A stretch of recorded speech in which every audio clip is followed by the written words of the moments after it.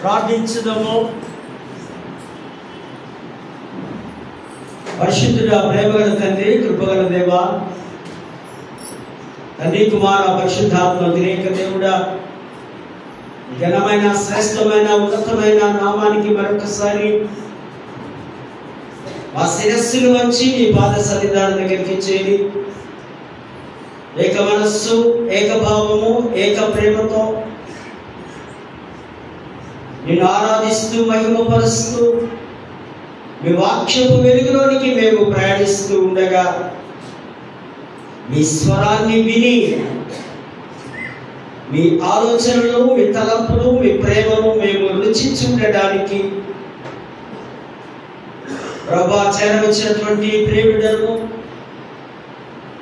దేవుడి వాక్యాన్ని, ఆ మర్మాలను అర్థం చేసుకొని ఆ విశ్వాసంలో, భక్తి మార్గంలో, రక్షణ మార్గంలో లోతుగా ప్రయాణించడానికి సహాయం చేయగలనంటూ యేసునామమున వేడుకొంచున్నాము తండ్రి, ఆమేన్. దయచేసి కూర్చుందాం. దేవుని పరిశుద్ధ నామానికి మహిమ కలుగును గాక. ఈ శ్రేష్టమైన, ఈ ఘనమైన, ఈ ఉన్నతమైన, ఈ ప్రశస్తమైనటువంటి ఈ భాగ్యం, ఈ ధన్యత నాకు అనుగ్రహించినటువంటి అధ్యక్షకు, మండలకు పీఠాధిపతి గారైనటువంటి ఇన్ఛార్జ్ బిషప్ గారు, రైట్ రెవరెండ్ రూబెన్ మా తండ్రి గారికి, వైస్ చైర్మన్స్ గారికి, అధ్యక్ష మండలకు చైర్మన్స్, క్లైడ్జీ అండ్ ఆఫీసర్స్, నాయకులకు, వారికి క్రీస్తు పేరట నా నిండు శుభములు, దైవాశీస్సులు తెలియపరుస్తూ భయముతో, భక్తితో దేవుని కనపరచడానికి వచ్చేసినటువంటి జగదీగుట్ట వెస్లీ చర్చ్ సంఘము నాయకులు పేరు పేరున మీకు శుభములు, దైవాశీస్సులు తెలియపరుస్తున్నారు. అంతేకాదు దూర ప్రాంతాల నుంచి కూడా వీక్షిస్తున్నటువంటి మా ప్రియ కుటుంబాలు, మా స్నేహితులు, బంధువులు అనేకులు కూడా ఈ శుభములు, ఆశీర్వాదములు ప్రకటిస్తున్నారు. ప్రేమైనటువంటి వారులారా, ఈ వారం మరొక ఘనమైనటువంటి థీమ్, నా శాంతిని మీకు ఇచ్చుచున్నాను, my peace I give to you. శాంతి, సమాధానం ఇవన్నీ ఆయనలో గుప్తమై ఉన్నాయి. శాంతి, సమాధానం ఇచ్చేవాడు యేసు ప్రభు. గ్రీకు భాషలో ఐరేనే, హీబ్రూ భాషలో షాలే, సలాం, నమస్కారం, ఇవన్నీ కూడా శాంతికి, సమాధానానికి, ప్రేమకు సూచనగా ఉన్నాయి. ఈ షాలేం అనే పదం చాలా అద్భుతమైనది. ఇది క్రైస్తవ జీవితాలకు చాలా ప్రాముఖ్యమైన మాట. ఈ సమాధానాన్ని మనం 3 విధాలుగా తలంచవచ్చు. మొదటిగా, నీకు నీవు సమాధానం పొందుకోవాలి, నెంబర్ 1. నెంబర్ 2, నీ పొరుగు వారితో నువ్వు సమాధానం కలిగి ఉండాలి. నెంబర్ 3, నీవు దేవునితో సమాధానం కలిగి ఉండాలి. ఈ మూడింటిలో ఏ సమాధానం ఏది లేకపోయినా అది సమాధానం కిందికి లెక్క కాదు. ఈ దినాల్లో మనం చూస్తున్నాం, సమాధానము, శాంతి కరువైపోయింది మన గృహాల్లో కూడా. సమాధానం లేకపోవడానికి ఎన్నో కారణాలు ఉండొచ్చు. ఆర్థిక ఇబ్బందులు, శరీర బలహీనతలు, మరి ఆ వస్తున్నటువంటి సమస్యలు, కుటుంబ సమస్యలు, రకరకాలైనటువంటి వాటి ద్వారా మొదటిగా కుటుంబాల్లో సమాధానం లేకపోవడం. మన పిల్లలతో కొన్నిసార్లు మన సమాధానం ఉండదు, పెద్దలతో సమాధానం ఉండదు. ఆ పరిస్థితుల్లో సైతాను తీసుకొని వస్తాడు. రెండవదిగా సంఘంలో సమాధానం. సంఘం అనే ఏక కుటుంబంలో మనమందరము సమాధానంతో ఒకే కుటుంబంగా ఉండడం. అందుకే మన హోలీ కమ్యూనియన్ ఆర్డర్ ఆఫ్ వర్షిప్లో దేవుని సమాధానము మీకు తోడే ఉండుగాక అని చెప్తూ ఉంటారు. ఒకరికొకరు మనం సమాధానం తీసుకోవడం. ఈ సమాధానం దేవుడి వద్ద నుంచి వస్తుంది. రికన్సిలియేషన్, సమాధానపరచబడడం. మన జీవితాల్లో మనకు కావలసినది, ప్రాముఖ్యమైనది పీస్. సమాధానం అనేది ఉంటే మనకి ఏ శోధనలు కానీ, ఏ టెక్కములు కానీ, ఏ ఇబ్బందులు కానీ, ఏ కలహాలు కానీ, ఏ యుద్ధాలు కానీ మనకి సమీపించవు. అంత ప్రశాంతమైనటువంటి వాతావరణం. బైబిల్ పరంగా సమాధానం అంటే సంపూర్ణ అభివృద్ధి, సంపూర్ణ విజయం పొందిన వ్యక్తులు, ఆ సమూహము,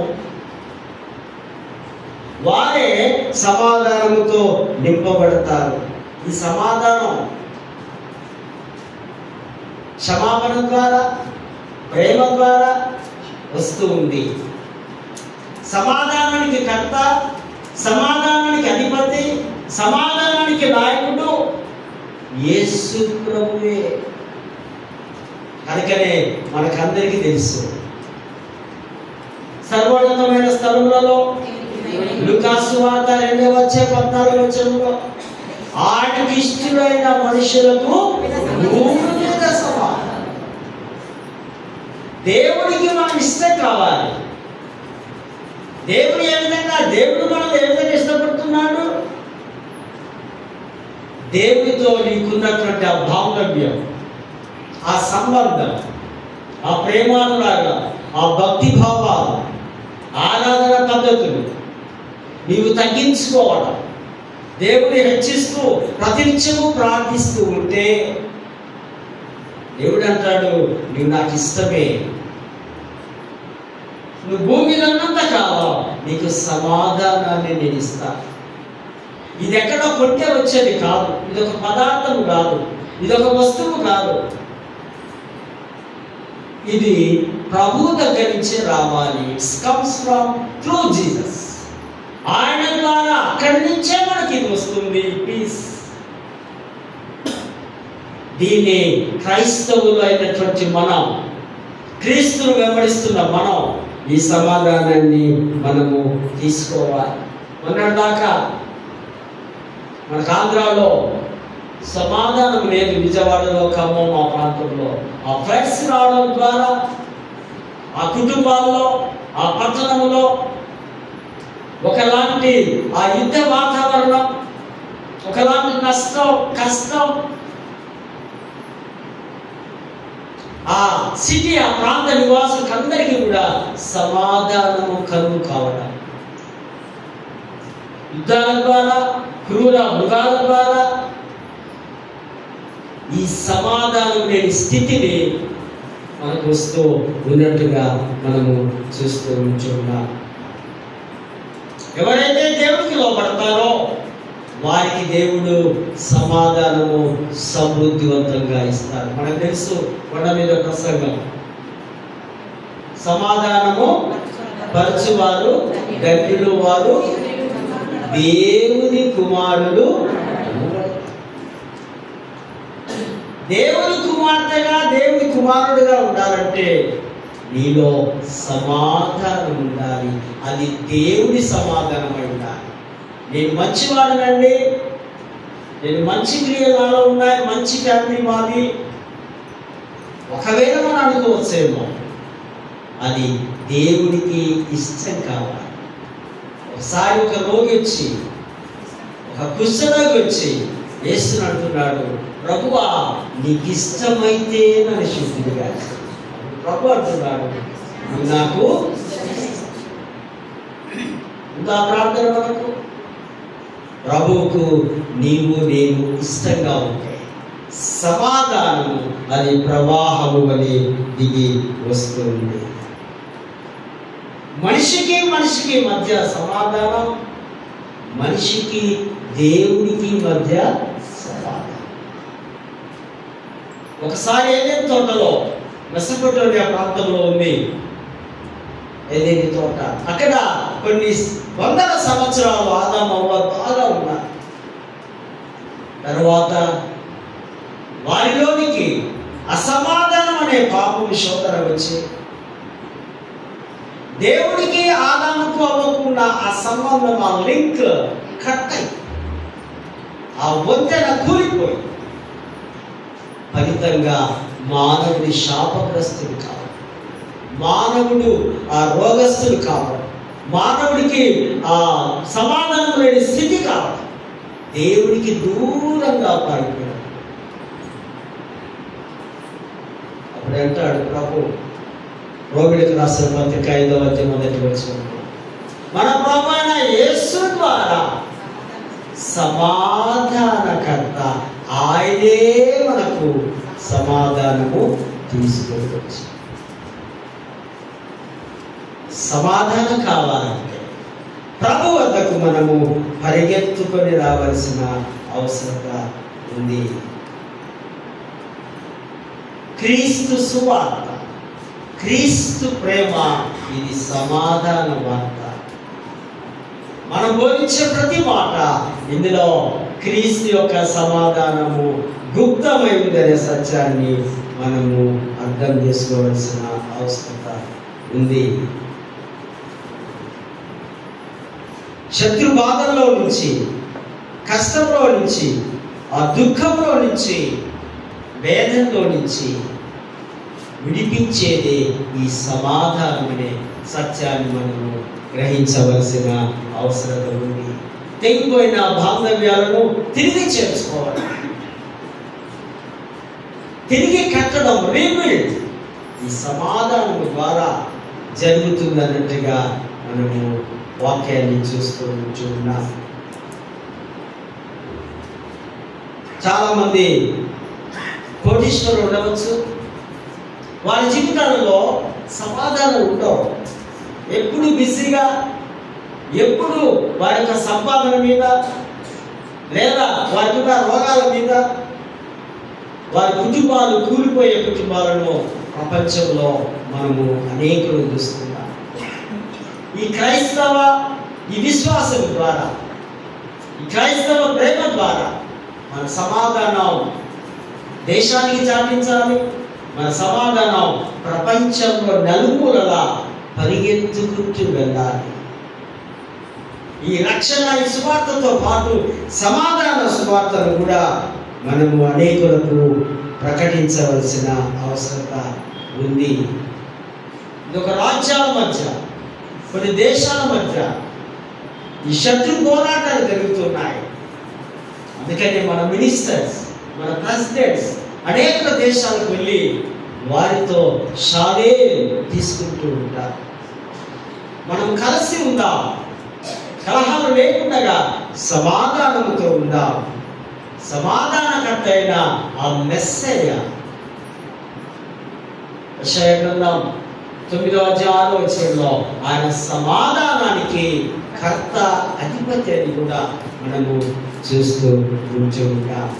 కనుక ఈ సంపూర్ణమైనటువంటి ఆ విధానంలో, ఆ పరిపూర్ణంగా దేవునిలో ఉన్నట్లయితే మనకు సమాధానాన్ని మనం పొందవచ్చని దేవుని వాక్యము సెలవిస్తుంది. లేఖన భాగాల్లో మనం చూస్తే జకర్యా గ్రంథం యెహోవా జ్ఞాపకము చేసుకొనును అని తర్జుమా చేస్తారు. ఆ పేరు, ఈ పేర్లన్నీ కూడా హీబ్రూ పదాలే. తెలుగు బైబిల్లో తెలుగు వారు తర్జుమా చేసి మనకు అర్థమయ్యే రీతిలో రాస్తూ ఉన్నారు. ఈయన ఒక చిన్న ప్రవక్తగా ఈయన ఒక యాజకుడుగా, ఈయన ఒక ప్రవచించేవాడుగా, ఈయన శాంతిని గూర్చిన వాగ్దానము ప్రవక్త అందిస్తూ ఉన్నాడు. ఇందులో చూస్తే ఈ ప్రవక్తలు చెరకు ముందు, చెర లోపల, చెర తర్వాత. చెరకు ముందు, రే బాబు మీరు పాపంలో ఉన్నారు, విగ్రహారాధనలో ఉన్నారు, శత్రువు మీ కొరకు వెయిట్ చేస్తున్నాడు, వాడు వచ్చి మిమ్మల్ని నాశనం చేసి మిమ్మల్ని బందీలుగా, ఖైదీలుగా తీసుకుని వెళ్తారంటే ఎవడు వినలేదు. ఫలితంగా పొరుగు దేశాల వారు వచ్చి, పారసీక రాజులు, బబులోను సామ్రాజ్యపు రాజులు, అస్సీరీయులు, వీరందరూ వచ్చి వీరిని చెరకు తీసుకొని,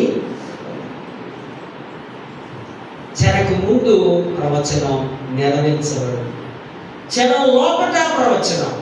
పెద్ద పెద్ద ప్రవక్తలు యెషయా, ఇర్మియా, దానియేలు వీరందరూ కూడా ప్రవచించారు. ఇకనైనా బుద్ధి తెచ్చుకొని, ఇకనైనా యెహోవా దేవుని వైపు తిరిగితే ఆయన మిమ్మల్ని క్షమించి ప్రేమించి తన సొత్తుగా మార్చుకుంటాడని చెరలో ప్రవచనం. ఈ గ్రంథంలో చెర అనంతరం, చెర నుంచి బయటకు వచ్చినప్పుడు చెరలు చూద్దాం. క్రీస్తు పూర్వం BC 722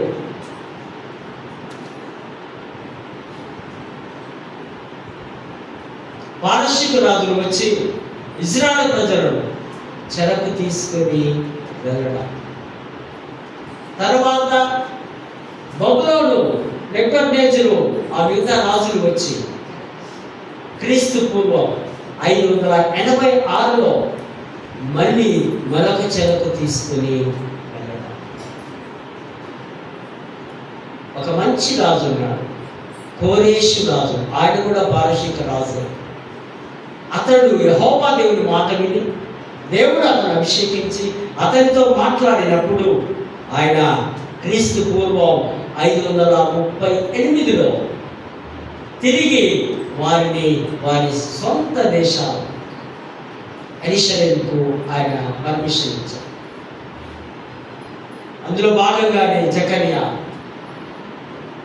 ఈయన క్రీస్తు పూర్వం 520 518 2 years ప్రవచన వాక్యములు తన ప్రజలకు ప్రకటించారు. ఆయన వాక్కు, ఆయన ప్రవచనం ఏంటంటే తిరిగి మనము యెరూషలేము దేవాలయాన్ని కట్టాలి, మెగా చర్చ్ మనం కట్టాలి. మన ముందు చూస్తున్నారు కదా, మీదికి ఎక్కిపోతున్నారా? ఆల్మోస్ట్ అందరూ చూస్తున్నారు కదా, అందరూ చూస్తున్నాం. మెగా చర్చ్ మన ముందు ఉంది, పెద్ద టాస్క్ ఉంది. దీన్ని ఫుల్ఫిల్మెంట్ చేయాలంటే 1 కవరు, 2 కవర్లు, 3 కవర్లు సరిపో. మీకున్నదంతా ఇస్తే, మీ సమస్తాన్ని ఇస్తే, ఆ శిష్యులు ఏ విధంగా యేసుని వెంబడిస్తున్నప్పుడు ప్రభు చెప్తున్నాడు, మీరన్నీ వదిలేసుకొని నన్ను వెంబడించాలి అన్నట్టుగా మీ హృదయాన్ని విప్పి ఇస్తే మెగా చర్చిలో సరికొత్త మెగా యేసును మనము ప్రతినిత్యము ఆరాధిస్తాం. జకర్యా ఈ హృదయం మండుతూ ఉంది. జకర్యా హృదయం అంతా నా దేవాలయం పాడైపోయింది, నా దేవాలయాన్ని తిరిగి కట్టాలి. హగ్గై, జకర్యా, నెహెమ్యా వీరందరూ కూడా చేరి దేవాలయాన్ని కట్టడం స్టార్ట్ చేశారు. 515లో తిరిగి కట్టడం జరిగింది. జకర్యా ఆ దేవాలయం కొరకు ఎన్నో పర్యాయములు వారు ఆ చెర నుంచి వచ్చినటువంటి వారికి ఆ పునాదులు వేయడానికి లేదా తిరిగి కట్టడానికి ప్రేరేపించినట్టుగా లేఖన భాగాల్లో మనం చూస్తూ ఉంటున్నాం. 12వ వచనంలో మనం చూస్తే సమాధానానికి సూచనగా ద్రాక్ష చెట్లను ప్రవక్త రాస్తూ ఉన్నాడు. ద్రాక్షారసము బలాన్ని ఇస్తుంది, సంతోషాన్ని ఇస్తుంది, ఆరోగ్యాన్ని ఇస్తుంది. ప్రవక్త రాస్తున్నాడు ఆ మందిరానికి సరిపోయే రీతిలో ద్రాక్ష చెట్లు నాటుకొని మీరు సంతోషంగా ఉండి, సమాధానానికి సూచనగా ఉంది. ఇక మనకు యుద్ధాలు లేవు, ఇక మనకు శత్రువుల గడత లేదు, ఇక మనము సంతోషంగా ద్రాక్షారసాన్ని సేవిస్తాం. ప్రతి వారం నెలలో 2 పర్యాయాలు ద్రాక్షారసాన్ని మనం కలిగి ఏ విధంగా క్రీస్తును జ్ఞాపకం చేసుకుంటున్నామో ప్రవక్త అక్కడ ద్రాక్షారసాన్ని గురించి రాస్తూ ఉంటున్నారు. 11వ వచనంలో ఆయన చూస్తే ఆ దేవాలయాన్ని అక్కడ చూస్తాం. క్రీస్తు పూర్వం 931లో సొలొమోను రాజు చనిపోయిన తర్వాత అప్పటిదాకా 12 గోత్రాలు అంతా ఒకే గోత్రాలుగా ఉన్నాయి. సొలొమోను యొక్క కుమారుడు రెహబాము పరిపాలనలో ఆ 12 గోత్రాల వారిని ఒక 2 గోత్రాలు ఒక విధంగా, మరొక 10 గోత్రాలు మరొక చోట అన్నట్టుగా విడతీయడం జరిగింది, విడిపోవడం జరిగింది. ఇక్కడ అదే రాస్తూ ఉన్నాడు. 2 ముఖంగా. కారణం ఏంటంటే దేవుని కోపం వారి మీదకి వచ్చినప్పుడు వారు తన యొక్క ఇష్టానుసారంగా జీవించాలని వారు ఆ ఏకముగా ఉన్నటువంటి వారిని శోధకుడు అటువంటి స్థితిలోనికి తీసుకుని వచ్చినట్టుగా ఇక్కడ మనం చూస్తూ ఉంటున్నాం. అశ్షూరుడు కొందరిని తీసుకొని వెళ్ళడం, ఉత్తర రాజ్యాన్ని క్రీస్తు పూర్వం 722లో అశ్షూరు రాజులు వచ్చి తీసుకొని పోతారు. దక్షిణ రాజ్యమైనటువంటి ఈ యొక్క యెరూషలేము ప్రాంతాన్ని, అదేమో షోమ్రోను, ఇదేమో యెరూషలేము, క్రీస్తు పూర్వం 586లో బబులోను రాజులు వచ్చి నాశనం చేసి తీసుకొని వెళ్తారు. అదే ప్రస్తావన అక్కడ మనకు 13-14 వచనంలో మనం చూస్తాం. 16వ వచనంలో చూస్తే speaking truth and doing justice for piece. సత్యమే మాట్లాడాలి. న్యాయము తీర్పులో ముందు సత్యం నిలబడుతుంది. సత్యమే దేవతే. గాంధీ మహాత్ముడు గారు భారతదేశంలో ఆ వర్డ్ హైలైట్ చేస్తున్నాడు. ఆయన యోహాను సువార్తను చదివాడు. ఆయన నేనే మార్గము, నేనే సత్యం. యేసుక్రీస్తు యొక్క మాటను పట్టుకొని ఇండియా అంతా ఆయన సత్య స్వరూపిగా ఆయన మార్చబడ్డప్పుడు ఈ యొక్క స్లోగన్ హైలైట్ చేస్తున్నాడు. ఆయన ఇక్కడ మీరు సత్యమే మాట్లాడాలి, మీ పొరుగు వారితో మీరు సత్యమే చెప్పాలని ప్రవక్త రాస్తున్న మాటలు ఇక్కడ మనము చూస్తూ ఉంటున్నాం. 19వ వచనంలో ఉపవాస దినాల గురించి ప్రవక్త చాలా కొన్ని డేట్స్ కూడా, కొన్ని మంత్స్ కూడా ఇక్కడ చెప్తూ ఉన్నాడు. ఏ విధంగా ఉపవాసం మీరు ఉండాలి, ఏ రీతిగా ఉపవాసం ఉంటే దేవుడు మిమ్మల్ని చూస్తూ ఉంటారు. చూద్దాం.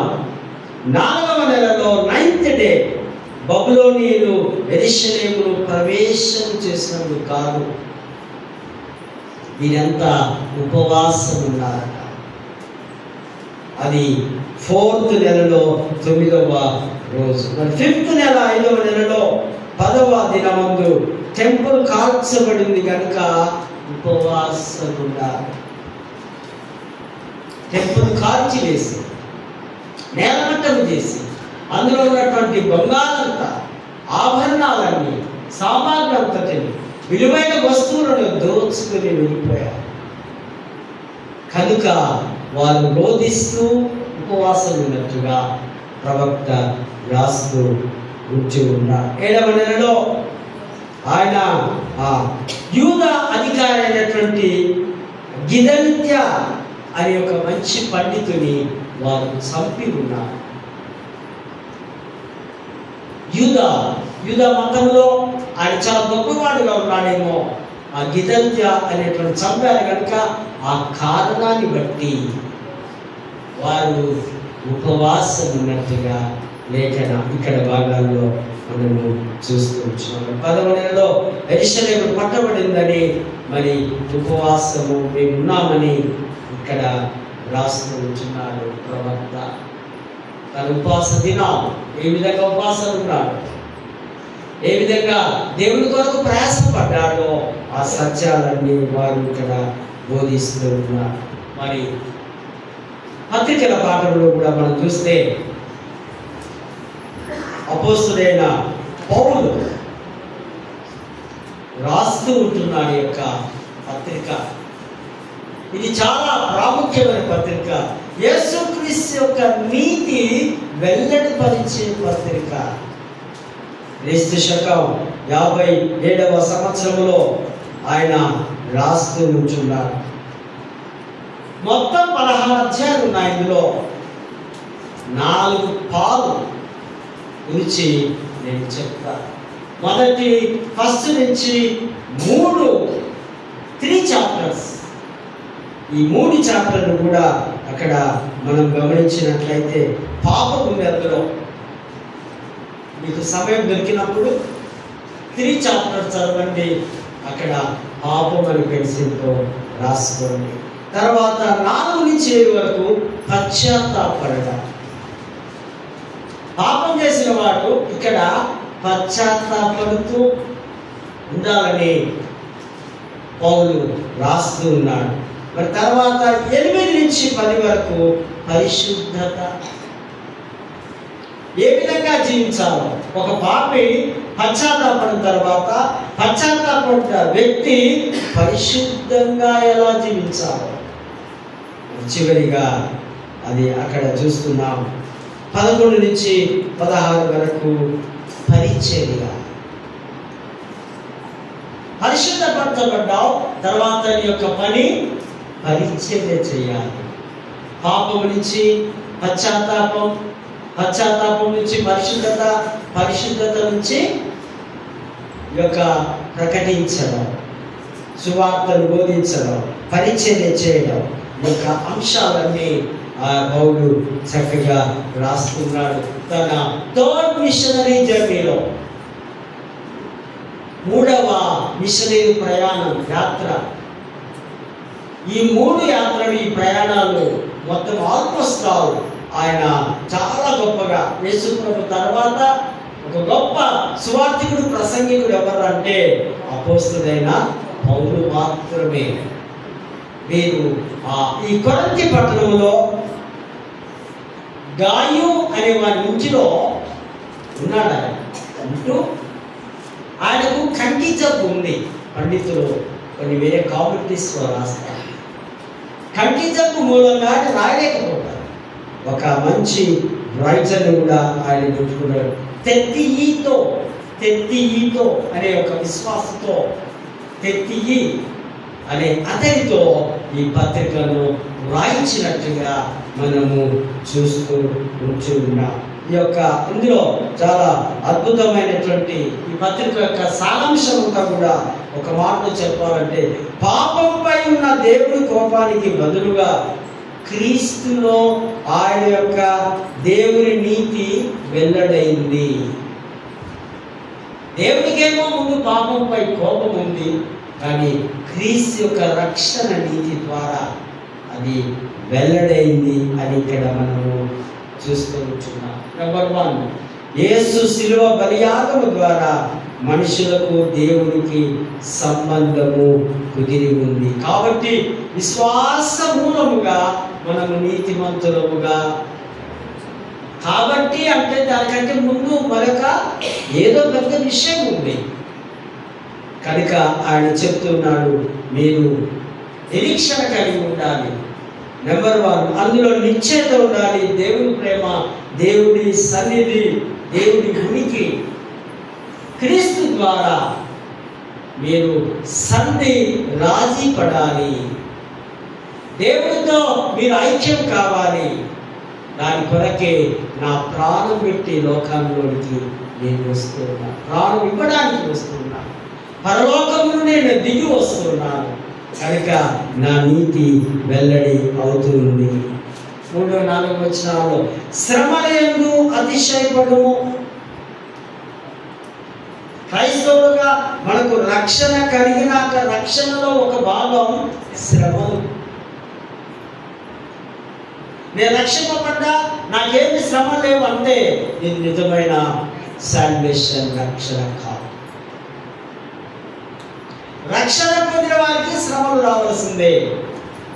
శ్రమల్లో చాలా స్టెప్స్ని కూడా మనము చూసుకోవచ్చు, చాలా దశలు ఉంటున్నాయి. యేసుక్రీస్తు యొక్క బలియాగం ద్వారా మనం దేవునికి దగ్గర అయిపోయాం. ఇందులో 5 దశలు, 4 స్టేషన్స్, 4 గేట్లు, 5 గేట్లు మనం దాటుకుంటూ వెళ్ళాలి. నెంబర్ 1 గేట్ అందులో ఆయన చెప్తూ ఉంటున్నాడు, శ్రమ, ఓర్పు, పరీక్ష, నిరీక్షణ, సమాధానం. ఒక్కొక్క గేటు దాటుకుంటూ పోతేనే పరలోకమనే గేటు రీచ్ అవుతాం. ఈ గేట్లను దాటుకుంటూ, ఈ స్టేషన్లు దాటుకుంటూ విశ్వాసి ఒక ఒలింపిక్స్లో ఏ విధంగా అతడు విజయాన్ని పొందుకొని ఉంటాడు, ఆ విధంగా అంత అనుభూతి పొందగలడు.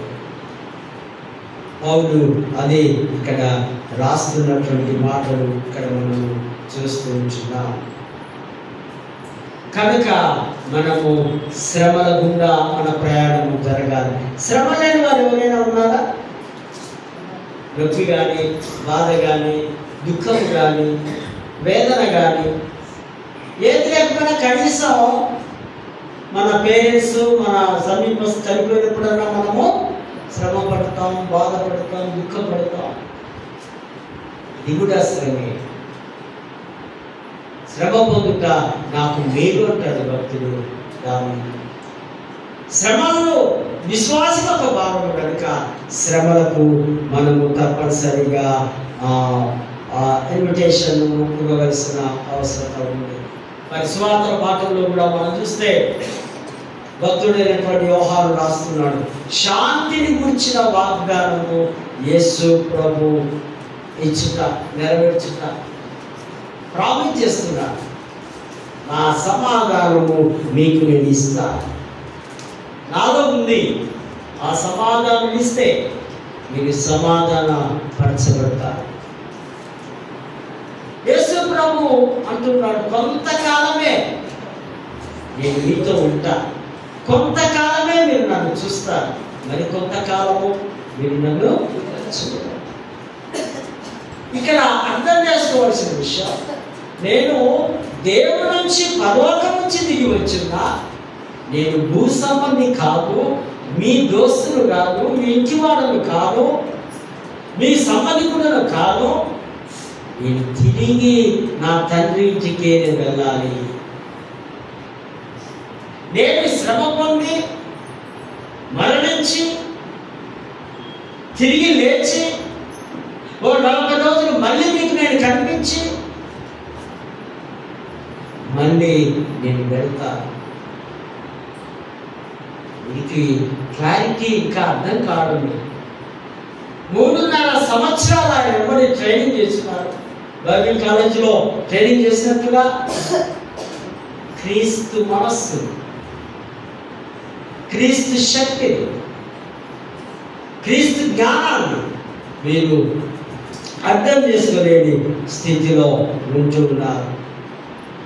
20వ వచనంలో మనం చూస్తే క్రీస్తు మరణం ఆయన మిత్రులకు అనగా ఆయన శిష్యులకు దుఃఖాన్ని, బాధను, వేదనను కలిగిస్తుందేమో, కానీ శత్రువులకు మాత్రం సంతోషాన్ని ఇస్తుంది. శత్రువులు ఎవరున్నారు అక్కడ? యేసు ప్రభు శత్రువులు ఎవరు? రోమీలు, రోమా సామ్రాజ్యం, ఆ సైనికులు, ఆ చుట్టూ ఉన్నటువంటి మత నాయకులు, మత పెద్దలు. ఈయన వారికి యాంటీగా మాట్లాడుతున్నాడు, పాపను క్షమిస్తున్నాడు, అనేక రోగులు స్వస్థపరుస్తున్నాడు, ఆ యాజకులకు మత పెద్దలకు కోపము విపరీతముగా వస్తుంది. వీరందరూ కలిసి ఆయనను సిలువలో చనిపోవడానికి కారకుయ్యారు. తీరా ఆ మూమెంట్లో వారు హ్యాపీగా ఉన్నారు.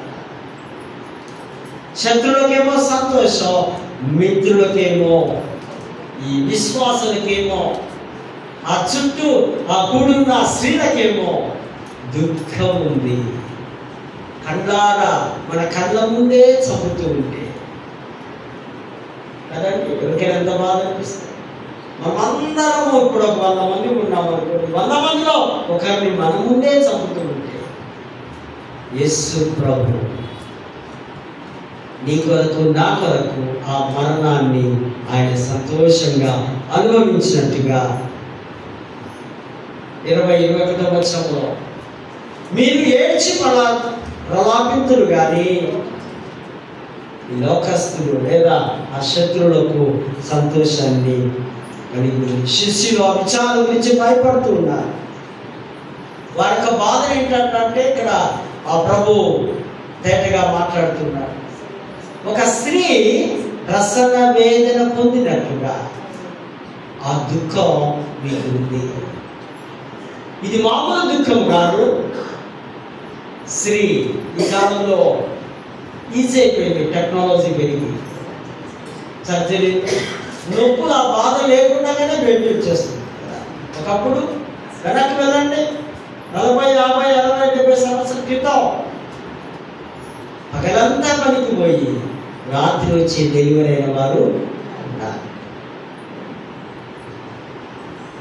ఆ నొప్పుల టైంలో ఏడ్చేవారు ఉన్నారు కదండి ఆ గ్రామాలలో. ఇప్పుడు ఏం లేదు, పైసలు ఉంటే చాలు, 1 లక్ష జోబులో పెట్టుకో, నీకు అన్ని పనులు వారు చేస్తారు. ఒక స్త్రీ రసన వేదన పడుతున్నట్లు ఆయన చుట్టూ ఉన్నటువంటి వారు బాధ కలిగిస్తున్నారని వాక్యము సెలవిస్తున్నారు. యేసును నమ్మని వారు, అవిశ్వాసం, క్రీస్తుకు వెలుపల ఉన్నవారు వారు ఆనందాన్ని కలిగి ఉంటారని లేఖన భాగాలు సెలవిస్తుంది. వారికి అధైర్యపడకుండా ప్రభు వారితో నా సమాధానము నీకు నేను ఇస్తాను. My peace I give to you all. మీకందరికీ ఇస్తా. చింత అనేది మీ హృదయంలో లేకుండా, అసమాధానం అనేది, చింత అనేది మీ హృదయం చేర్చుకోక సమాధానపరుడైంది నాకు ప్రభు మాట్లాడుతూ ప్రేమైనటువంటి వారు. ఒక చిన్న ఇలిస్ట్రేషన్, ఒక మాట చెప్పి క్లోజ్. ఒకసారి ఒక 15 సంవత్సరాలు ఉన్నప్పుడు ఒక అనాగరికులు అనుకుందాం, కొండ జాతి ప్రాంతంలో ఉన్నవారు, కొందరు ఫ్రెండ్స్ అంటున్నారు, కొందరు ఫ్రెండ్స్ ఇంటూ ఏదో ఆటలాడుకుంటున్నారు. సడన్ గా విడేసే ఆ రాయిని త్రోబాల్ రాయిలో ఆటలాడుతుంటే ఒక వ్యక్తికి తలకు గాయమైపోయి పడిపోయి స్పాట్లో చనిపోవడం జరిగింది. స్పాట్లో చనిపోయిన తర్వాత వీడు భయపడి పారిపోయాడట. ఎక్కడెక్కడో చాలా దూరం పారిపోయాడు. వీళ్ళందరూ వెతకడం మొదలుపెట్టారు. ఆ చనిపోయినటువంటి వారి సరాసరి వారి తండ్రి ఇంటికే ఈయన వెళ్ళిపోయాడు. వారి తండ్రి ఆయన చేర్చుకున్నాడు. ఆయన అంటున్నాడు, అయ్యా నేను ఒక హత్య చేసి ఉన్నాను, నేను తెలిసి చేయలేదు, పొరపాటు జరిగిపోయింది, నన్ను ఎట్లయినా మీరు రక్షించాలి, నేను సమాధానం లేకుండా ఉన్నా, నేను భయపడుతున్నా, నాకు మాట ఇవ్వండి అనుకుంటూ ప్రాధాయపడితే, నీకు తెలియదు వీడు నా కుమారునే చంపాడని మాట ఇస్తున్నాడు. మాట ఇచ్చి మా ఇంట్లో ఉండు, ఎవరొచ్చినా నేను మాట్లాడు, నన్ను దాటి ఎవరు రాదు కదా, నీవు ధైర్యంగా ఉన్న ధైర్యపరుస్తుంది. కొన్ని గంటల తర్వాత మళ్ళీ వాడి సొంత ఊరికి అందరూ వెతుకుతూ ఈయన ఇంటికి వస్తే ఈయన అడుగుతున్నాడు, మీ బాబు ఉన్నాడా? మా బాబు ఎక్కడో మీతో పాటే వెళ్ళాడు కదా, ఎక్కడ ఆడుకుంటున్నాడేమో. ఆయన కూడా 15-16 సంవత్సరాల సంపాదన వేస్తాడు. అంటే మీ ఇంట్లోకి ఎవరైనా వచ్చిన్నారా? అవును, ఒకరికి ఆశ్రయం ఇచ్చాను నేను, ఒకడు పరిగెత్తుకుంటూ నా దగ్గరికి వచ్చాను. వాళ్ళు అంటున్నారు, వారిని బయటికి పంపించు, వారిని మాకు అప్పచెప్పు, వారు ఘోరమైన పని చేస్తున్నారు. అంటే ఈ తండ్రికి మెల్లమెల్లగా అర్థమవుతుంది, ఎందుకు ఈయనే పిలుస్తున్నారు, ఏంటా ప్రాబ్లం అంటే వాళ్ళు చెప్తున్నారు, నీ కుమారుని నీవు దాచిన వాడే చంపాడు, ఈ కుమారుడు లేడు, ఇదిగో ఫలానా ప్లేస్లో ఒక 1/2 కిలోమీటర్ దూరంలో మేము ఆడుకుంటున్నాం, అక్కడ ఆయన పడి ఉన్నాడు. ఏం చేయాలో ఆయనకు అర్థము. ఒకవైపు ఏమున్నది, మాట ఇచ్చినాడు కదా, మాట ఇచ్చినాడు అంటున్నాడు, నా కుమారుని స్థానంలో వాళ్ళు పిలిచి ఉండగలవా? ఎస్, నేను ఉంటాను. మన స్థానంలో యేసు ప్రభు నీ కొరకు నా కొరకు ప్రాణం పెట్టి సమాధానం లేని స్థితిలో ఉన్నప్పుడు యేసుక్రీస్తు యొక్క రక్తమే మనకు సమాధానం ఇచ్చి మన కొరకు ఆయన చనిపోయాడు. నీ కొరకు నా కొరకే. హోలీ ల్యాండ్లో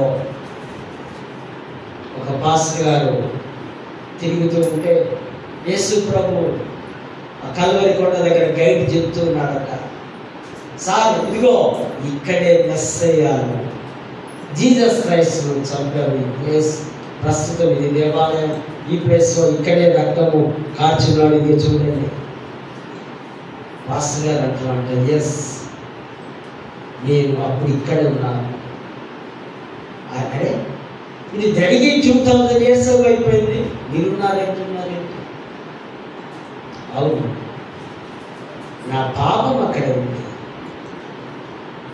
నా కొరకే ఆయన చనిపోయారు, నాకు బదులుగా ఆయన చనిపోయారు. ప్రేమైన వాళ్ళ ఇంత మంచి దేవుడు ఎక్కడైనా కనబడతారా? ఎక్కడైనా మీకు దొరుకుతారా? ఎక్కడైనా ఇటువంటి ఒక గొప్ప చాలవు ప్రేమ మనకు అనిపిస్తుందా? చూడండి, సిలువలో ఆయన మనతో మాట్లాడుతున్నాడు, వాక్యం ద్వారా మాట్లాడుతున్నాడు. ఇంకా ఏదైనా ఉంటే, ఇంకా పరిపూర్ణత లేకుంటే ప్రభువును అడగాలి, ప్రభువా నన్ను మరొకసారి రక్తంలో కడిగి నన్ను శుద్ధిగా మార్చు అంటూ ప్రార్థన చేసుకున్నట్లయితే దేవుడు తప్పనిసరిగా అటువంటి యొక్క సమాధాన స్థితిని మనకు అనుగ్రహిస్తాడు. అటువంటి కృప దైవాశిస్సులు దేవుడు మనకు అందరికీ అనుగ్రహించుకుంటాడు. చిన్న ప్రార్థన చేసుకుందాం. దగ్గర ప్రభా, ప్రేమల తండ్రి, నీకు వందనాలు ప్రభా, మీరు వాక్యంతో మాట్లాడుతున్నారు, మాకు సమాధానం ఇచ్చున్నారు.